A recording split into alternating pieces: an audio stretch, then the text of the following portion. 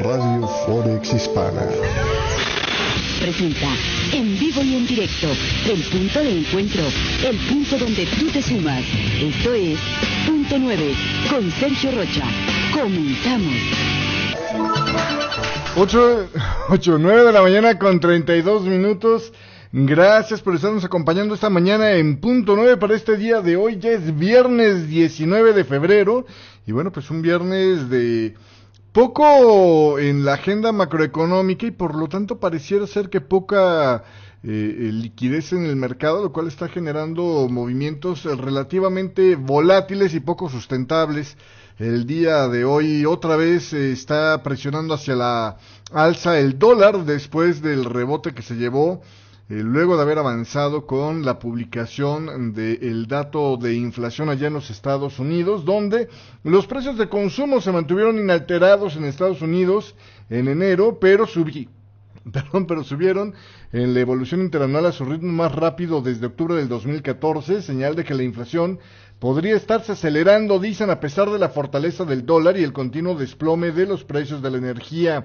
El índice de precios al consumidor quedó sin cambios en enero después de caer 0.1% el mes anterior, dijo este viernes el Departamento del Empleo. Sin contar los elementos más volátiles, como es el tema de alimentos y la energía, la tasa de inflación subyacente creció 0.3%, lo cual es el mayor ritmo de crecimiento desde agosto del 2011. Los economistas estaban esperando que el índice de precios al consumidor bajara a 1.1% y que la inflación subyacente se acelerara 1.2%. El informe de este viernes muestra subidas en los precios como resultado del aumento de los costes médicos, que han repuntado de forma constante durante el año pasado.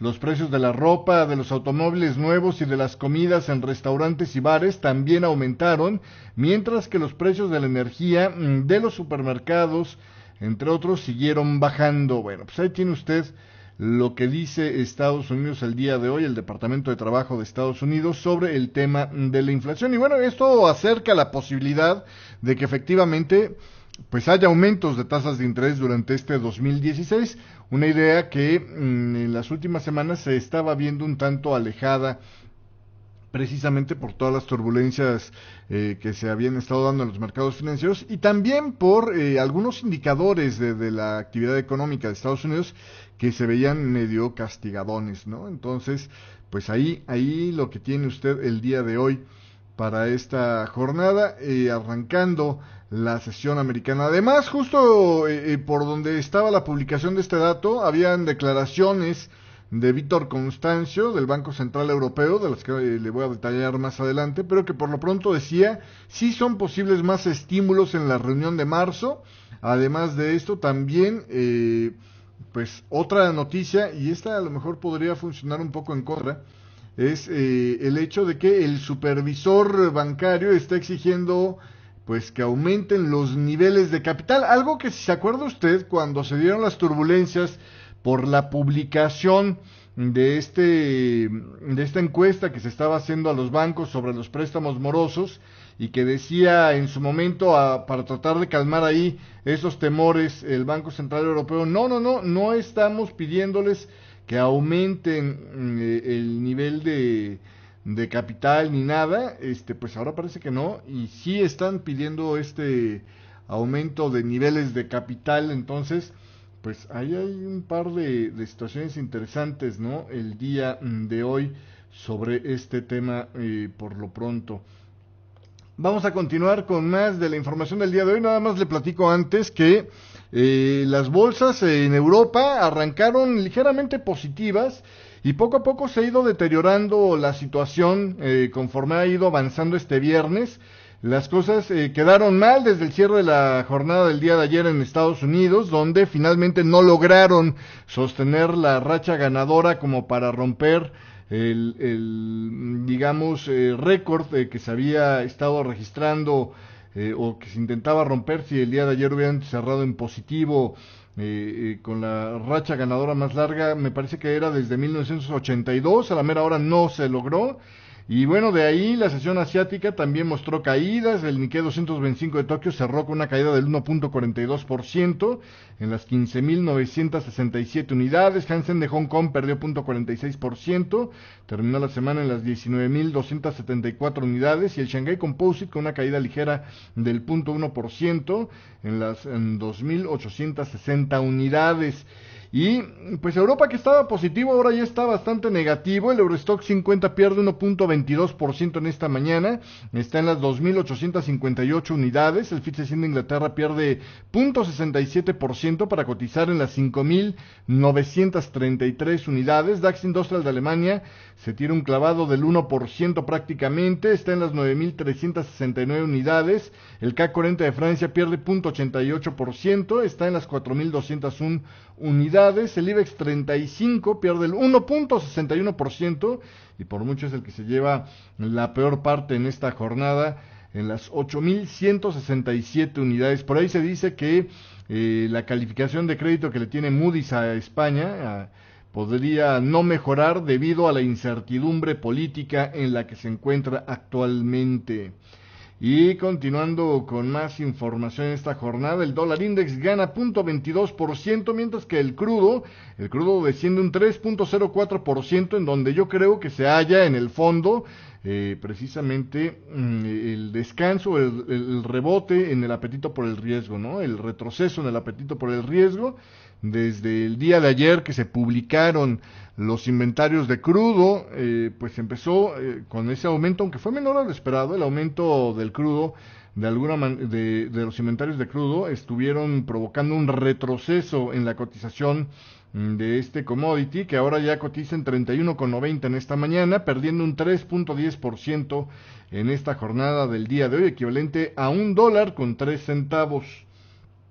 También tenemos el día de hoy el cobre bajando 0.17%, está en 2.070, mientras que el oro y la plata se mantienen claramente por arriba de los $1,200 la onza. 1.229 en esta mañana el oro, ganando 0.21%, y la plata 15,39 y medio, perdiendo el 0.24%. Y continuando con más información, en Estados Unidos se dieron a conocer también, además de los datos de inflación, se dio, le decía durante esta jornada americana, la información de las declaraciones de Víctor Constancio, que pues le digo ahí también ayudan un poquito a fortalecer la posición del dólar, por lo menos frente al euro. Vamos a ver si continúa presionando durante el resto de la jornada. Más temprano en esta mañana, las ventas minoristas del Reino Unido comenzaron, se decía, este año con fuerza, llevadas por las rebajas tradicionales de fin de año. En enero, las ventas minoristas se incrementaron un 2.3% con respecto a diciembre, según los datos publicados este viernes por la Agencia Oficial de Estadísticas. El dato superó con creces las previsiones que esperaban de un aumento de 0.5 punto porcentual. En términos interanuales, las ventas minoristas crecieron un 5.2% en enero, de nuevo superando considerablemente las previsiones que apuntaban a una subida del 3.3%, precisamente por estas rebajas, el adiós a las mercancías, ¿no?, con las que se arranca el año. Y también la Oficina Nacional de Estadísticas británica informó este viernes que las finanzas públicas del Reino Unido habrían registrado un superávit en enero de 11.200 millones de libras, el mayor registrado desde el 2008 debido a los abundantes ingresos fiscales. El ministro de Economía británico, George Osborne, decía que estaba casi seguro de que no se alcanzarían los objetivos de endeudamiento en el año fiscal después de que los ingresos en enero fueron inferiores a lo esperado, lo que suponía un temprano revés para sus esfuerzos por acabar con el déficit público. Sin embargo, la Oficina de Responsabilidad Presupuestaria mostró que necesitarían un endeudamiento de 73.500 millones de libras en los 12 meses hasta marzo para ajustar la diferencia entre los ingresos y los gastos del Estado, pero las cifras oficiales mostraron este viernes que el Estado pidió prestados 66.500 millones de libras entre abril y enero, lo que significa que debe endeudarse nada más 7.000 millones en los últimos 2 meses para cumplir el objetivo del regulador. Todavía podría lograr este objetivo si los ingresos fiscales de febrero y marzo fueran también mayores a lo previsto, aunque los economistas piensan que esto se ve complicado. El problema del incumplimiento pues sería un golpe para Osborne, que ocupó su cargo en 2010 con la promesa de cerrar el déficit público del Reino Unido de cara al año 2015. Sin embargo, el decepcionante crecimiento y la crisis de deuda que sacudió a la eurozona pues fueron los que trastocaron sus planes luego de la elección del año pasado. Prometió que acabaría con esta tarea entonces para el 2020. Vamos a un corte comercial, 9 de la mañana con 42 minutos, y de regreso, bueno, pues vamos a estar hablando del movimiento de el crudo. También vamos a estar platicando en esta jornada sobre los comentarios optimistas del señor Williams de la Reserva Federal y lo que vaticina el señor Taro Aso sobre lo que se tratará en esta reunión del Grupo de los 20. Todo esto y más de regreso en el próximo bloque de Punto 9. No se vayan, regresamos enseguida. Punto 9. Lo hacemos juntos.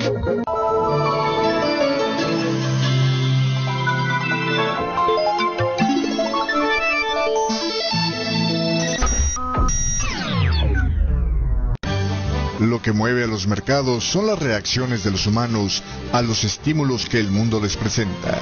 Desde finales de la Gran Recesión, Nelson Elliott identificó estos comportamientos como un grupo de patrones identificables y cuantificables. Aprenda a reconocer estos patrones y obtenga la clave para identificar los puntos críticos para desarrollar nuevas tendencias.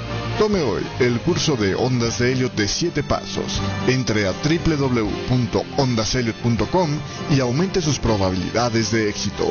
www.ondaselliott.com. Nota importante: Elliott se escribe con doble L y doble T. Punto 9. Conducido por Sergio Rocha. Y como le decíamos durante esta semana, la suerte del apetito por el riesgo está muy vinculada a la suerte del precio del crudo, y los precios del petróleo han estado descendiendo este viernes desde la sesión asiática, después de que los datos de inventarios de crudo en Estados Unidos este jueves revelaron una subida hasta un nuevo máximo semanal, lo que aumenta el exceso de la oferta global. Según el informe del Departamento de Energía de Estados Unidos, las reservas de crudo se incrementaron en 2.1 millones de barriles la semana pasada, hasta tocar los 504.1 millones de barriles, un nuevo máximo semanal. De acuerdo con los datos mensuales, la última vez que los inventarios superaron este nivel de 500 millones de barriles fue en 1930, esta vez fueron de 504.1 millones de barriles. Fíjese, desde 1930 no se daba esto. Los precios del crudo han subido esta semana después de que 4 grandes productores, entre ellos Rusia, Arabia Saudí, Qatar y Venezuela, propusieron una congelación, si usted se acuerda, de la producción de los niveles de enero para tratar de apoyar a los precios. El plan se ganó el respaldo de Irak, pero Irán negó a unirse a este plan. Irán reiteró su plan de aumentar su producción hasta los niveles previos a las sanciones, en torno a los 4.2 millones de barriles diarios. Sin embargo, hay dudas sobre la capacidad de este país de elevar al menos estos niveles en las cuotas de producción. Sin embargo, debido a que el acuerdo está sujeto a la participación de otros productores de crudo, la suerte del pacto sigue siendo incierta por ahora. La BMI Research dijo en una nota que el plan para congelar la producción en los niveles del mes pasado tendría escaso efecto para corregir la actual diferencia entre oferta y demanda. También vale la pena destacar que los 3 mayores productores, Rusia, Arabia Saudí e Irak, producían en enero niveles casi récords, asumiendo que los 3 países mantienen los niveles de producción de enero. La producción aún así para este 2016 promediaría los 25.5 millones de barriles al día, lo que supone un crecimiento interanual de un 2.3%, equivalente a 580,000 barriles diarios, dice esta firma. Básicamente estamos de nuevo en la casilla de salida. El desequilibrio no se revertirá pronto, por lo que los precios seguirán deprimidos hasta que los productores que tienen costes más altos, como por ejemplo Estados Unidos, se salgan del mercado. Para empeorar las cosas, hay una disminución de la demanda de crudo, mientras que la economía mundial se topa con vientos en contra. La Organización para la Cooperación y el Desarrollo Económico recortó esta semana sus previsiones de crecimiento mundial para el 2016 a un 3%, misma tasa que la del año pasado, y por debajo del 3.3% que había estimado en noviembre. Bueno, pues así las complicaciones con el tema del crudo. Continuando con más, fíjese usted, dentro de todo este desconcierto, pues una voz de optimismo. El presidente del Banco de la Reserva Federal de San Francisco, John Williams, señaló a última hora de este jueves que la sólida perspectiva de Estados Unidos probablemente auguraría más subidas de tipos de interés este año, y aunque la política monetaria sigue dependiente de los datos, la previsión para la economía sigue siendo bastante buena a pesar de las turbulencias de los mercados y a las noticias negativas sobre la economía fuera de Estados Unidos, decía Williams en un evento dentro de Los Ángeles.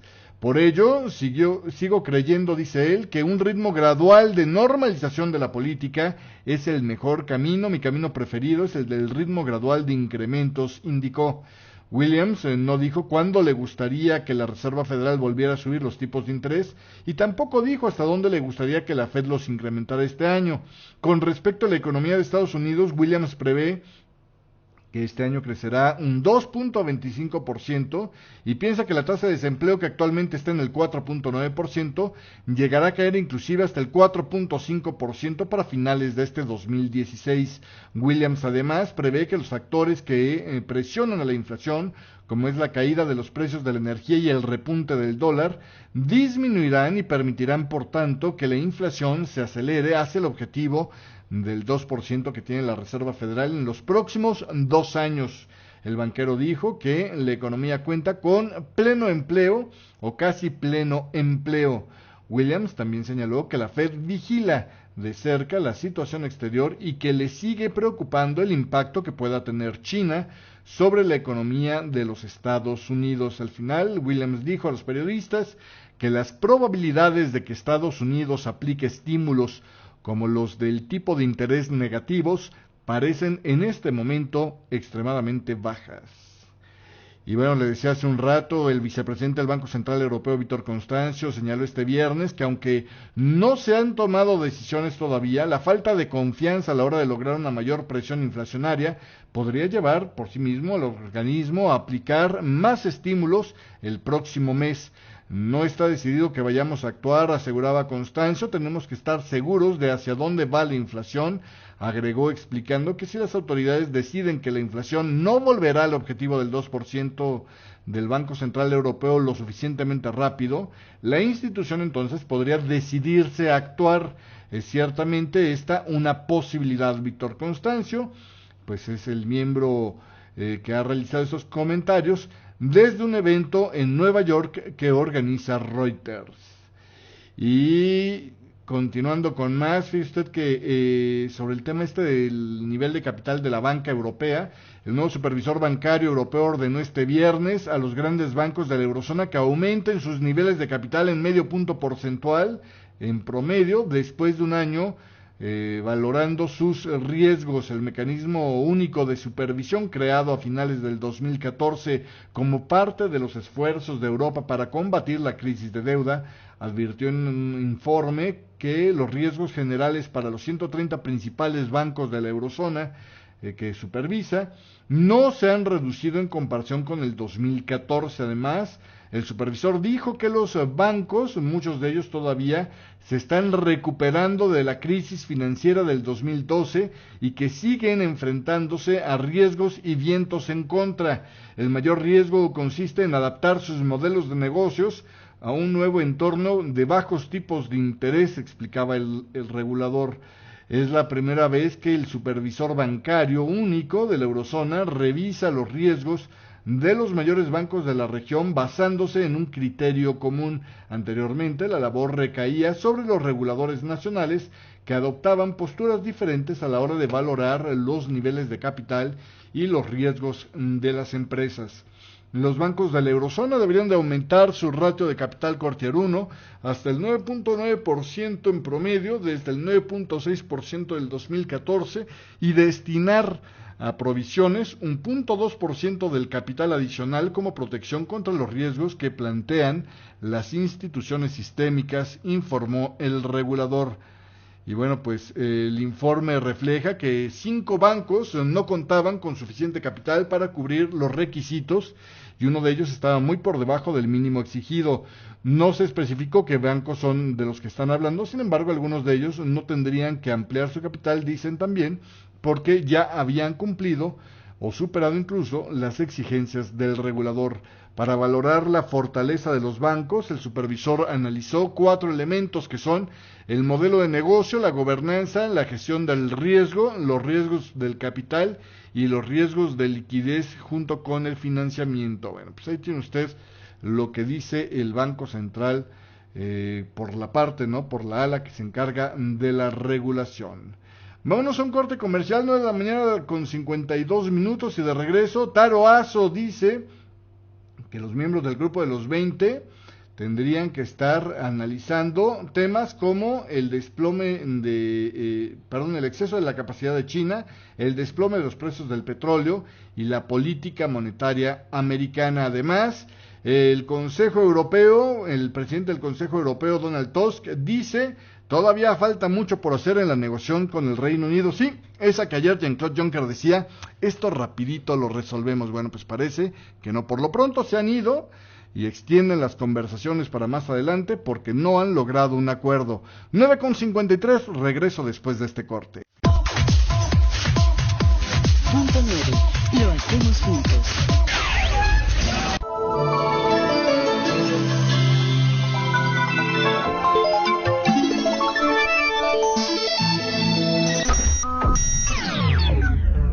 Hola, soy Sergio Rocha. Tengo 10 años operando los mercados de divisas.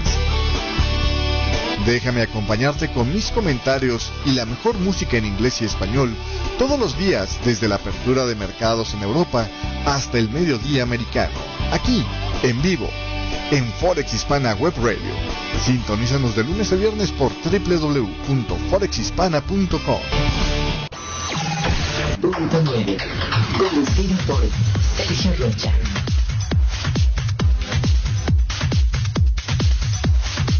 9 de la mañana con 54 minutos, 9:54 y seguimos en este viernes 19 de febrero.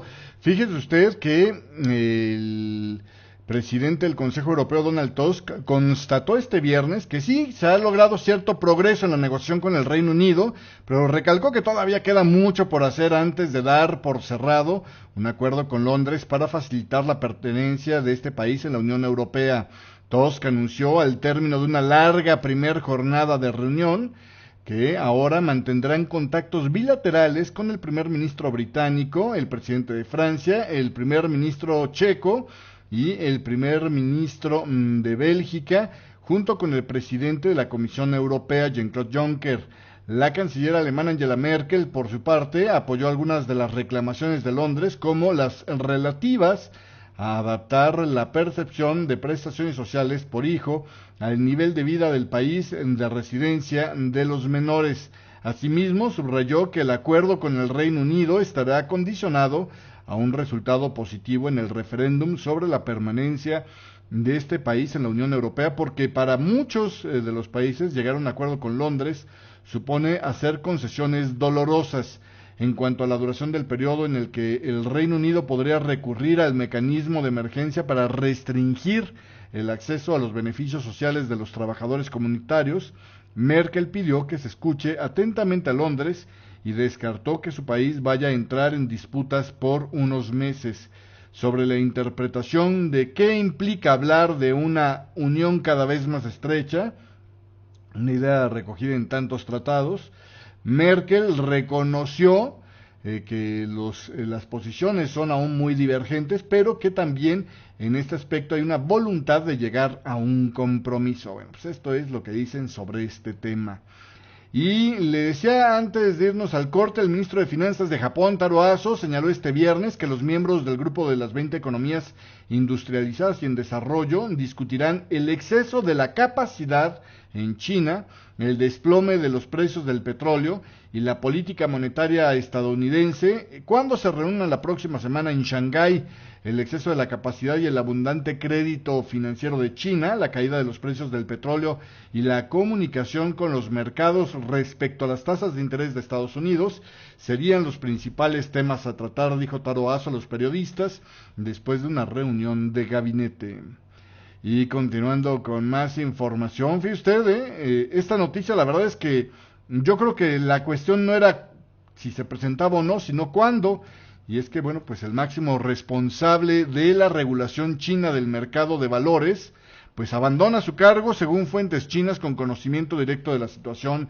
Xiao Gang, presidente de la Comisión Reguladora de Valores de China, será ahora sustituido por Liu Ziyun, actual presidente de la Agricultural Bank of China y ex vicegobernador del Banco Central de China. Se espera un anuncio oficial del cambio en unos días, dicen las fuentes, y pues la salida de Xiao se produce después de una serie de traspiés de política que contribuyeron, dicen, a las fuertes ventas de acciones en los últimos 6 meses. Bueno, pues así las cosas allá en China.